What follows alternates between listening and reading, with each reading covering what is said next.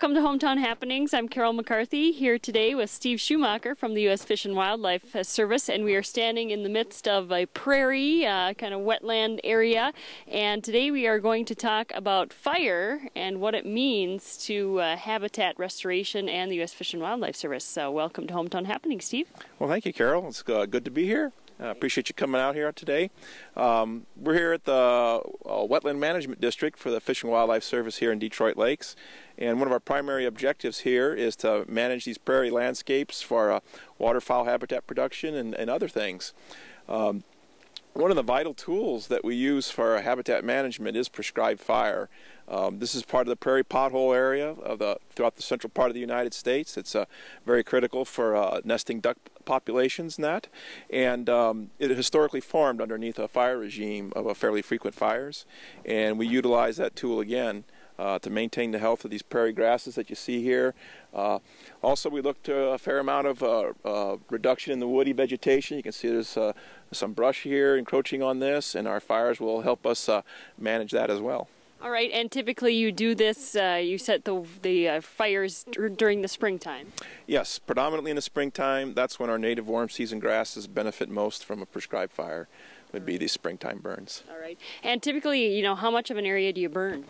It can vary. Some of our smallest ones would be 10 or 15 acres. Here about last week we did one that was 1,600 acres, a big contiguous piece. So.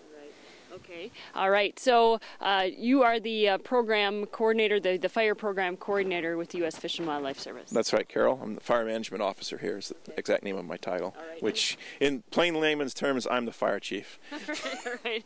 So you like to play with fire? Yes, we do. All right. Now, these are very controlled burns, obviously, and you have a lot of people working with these fires. Yes, we do. We have a number of people. Beginning in the planning process, we'll review a site, look at the area to see what kind of fuels there are, look at the hazards that there are, come up with a plan on how to contain the fire and keep it where we want it, and then we develop a staffing plan. Our plan is usually reviewed by 2 or 3 other people who are experts in fire to make sure that we're not kind of out on the edge or anything with anything, and then we go ahead and staff our plan for what we've got written. So do you typically start a year ahead of time, or do you kind of have a 5-year plan as the areas that you're going to burn, or is this kind of an annual thing that you look at the areas that you want to burn?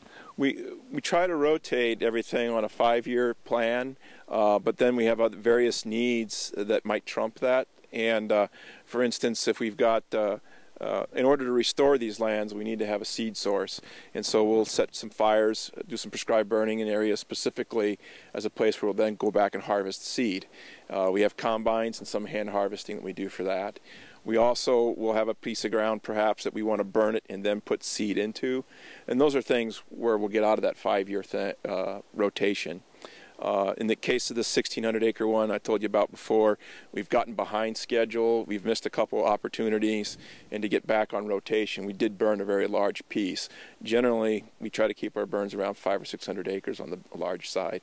In that case we went to 1,600 just to get back into our rotation of 5 years. And as you said, this is all a part of habitat restoration. You know, you work with the refuge, you work with the wetlands, and you know, this is an effective way to restore the land. Yes, it's a very, very useful tool for us in management of these habitats and our restorations of the tall grass prairie. We have a certain amount of hazardous fuel reduction component to our plan as well, and that's just to help us mitigate the potential for wildfires to come off of us and cause harm to the neighbors, or the wrong time of the year a fire is bad for the wildlife too, so we like to make sure that we're not causing a fuel load problem for the habitat for the wildlife either. Where do the animals go? Most of the time they're getting out of the way. They've been born with that sense, and they move out of the way of the fires for the most part. So.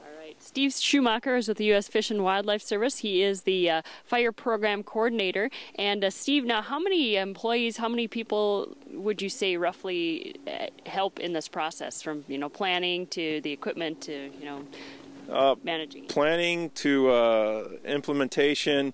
2 or 3 people engaged in the planning, 2 or 3 fire people, and then of course our habitat people, our wildlife biologists, and our refuge operations specialists are also identifying the areas to burn. And then implementation can be anywhere from 6 people. I think the biggest one we've had was like 23 people on. So. Now we are going to go to a break, and we're going to talk to Corey Henry and explain what Corey will be talking about. Okay. All right. And we're going to take a break and be back with more hometown happenings after this. Hey Detroit Lakes, there's a new club in town, the Detroit Club, formerly known as D-Dolls. The big difference is the membership aspect of the club. By becoming a member, you get great deals on food, appetizers, and drink specials whenever you're there. Join the club. Do you like to go out and enjoy yourself? Save some money in the process? Then go to the Detroit Club. Join the club. Enjoy yourself. Washington Avenue, Detroit Lakes. Join the club. All right, welcome back to Hometown Happenings. I'm Carol McCarthy here today with Corey Henry from the U.S. Fish and Wildlife Service. And Corey, welcome to Hometown Happenings. Thank you very much. I want you to explain a little bit about what your position is and what you do. We were talking to Steve before the break, and I just you're going to explain a little bit about the equipment we're seeing today, and just explain a little bit about what you do, what's your title and everything like that. All right, I'd be happy to. My title would be Fire Program Technician, and essentially what I am, I'm in charge of the daily operations of the seasonal crew and ensuring that all of our equipment is ready to go on a daily basis. We have 2 engines and about 8 other pieces of fire apparatus, so we have a lot of equipment to get ready and make sure it's running in tip-top shape. Okay. All right, and so do you have some like engineer training and that sort of thing?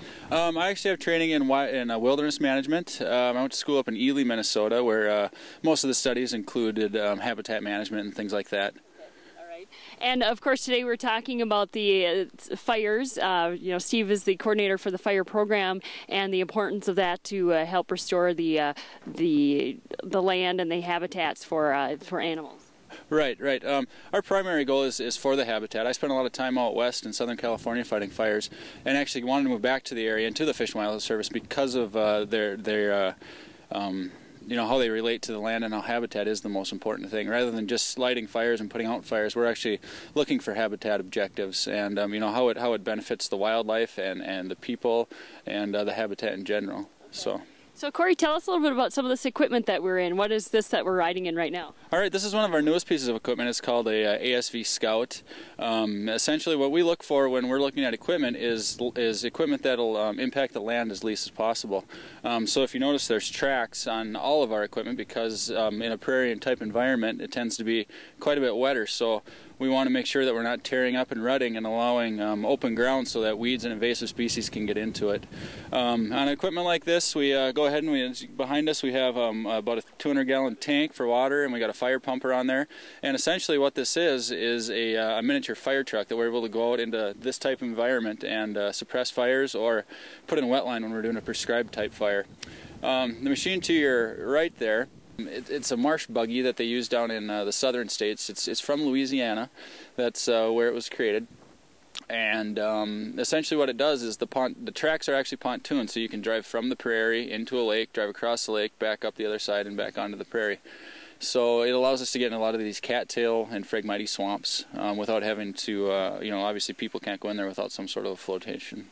You must like what you do. I love what I do. It's a wonderful job. I've been blessed to be able to do it for a career now. So. Corey Henry with the U.S. Fish and Wildlife Service and Steve Schumacher, my guest today on Hometown Happenings. Corey, thanks for being on Hometown Happenings. And for TV3, I'm Carol McCarthy.